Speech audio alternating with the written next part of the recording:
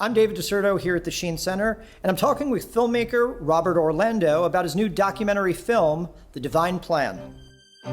The mystery and the question I wanted to ask was, is this a case where people are dramatizing the story through like conspiratorial efforts, or is there something that you could really dig into and search for and find out to be true through using experts, research, et cetera, and turned out to be very true.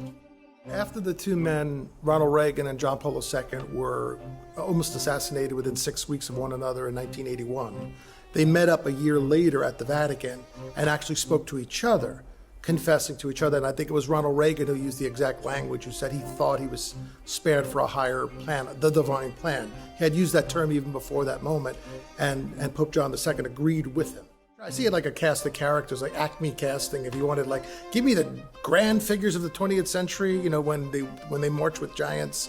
But you have Margaret Thatcher, Gorbachev, Ronald Reagan, John Paul II. There was a young Polish gentleman who showed up while the Pope arrived for the first time in Poland, and a reporter stopped him and said, "Why are you here?" He said, "For Mother Mary and to stick it to those bastards."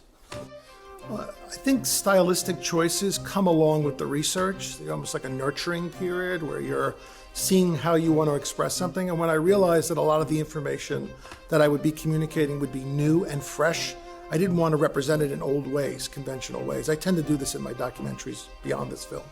So I thought to myself, what would be a way to express the film where people would see new information, sequence into a new narrative, but feel it was in a different world, a different universe. I started to think first communism is black, red, cold, almost like graphic novel in its propaganda style. So I almost was morphing Russian propaganda into a graphic novel style. It was kind of part of the impetus initially, creatively. But then it was also, I thought, well, the way it was told, in a way, for many, these are mythical figures. They're almost heroic figures because they're fighting the evil of our time.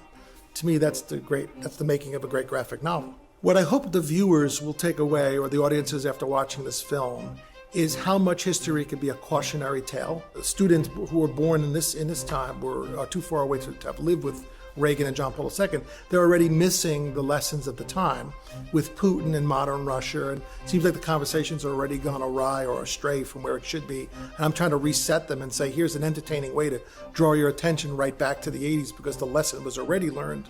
We don't have to learn it again.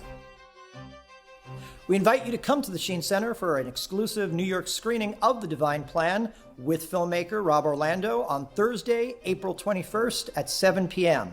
For information and tickets, please visit sheencenter.org.